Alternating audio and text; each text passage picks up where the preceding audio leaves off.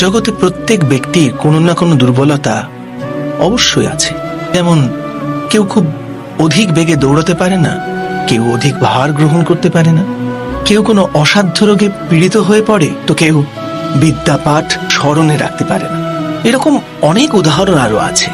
আপনি কি এমন কোনো ব্যক্তিকে জানেন যার সমস্ত প্রাপ্তি ঘটেছে?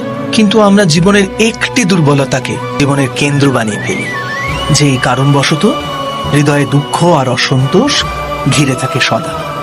দুর্বলতা মানুষ জন্ম থেকে অথবা কোনো দুর্ঘটনার মাধ্যমে প্রাপ্ত করে, কিন্তু দুর্বলতাকে মানুষের মন নিজের অক্ষমতা বানিয়ে ফেলে।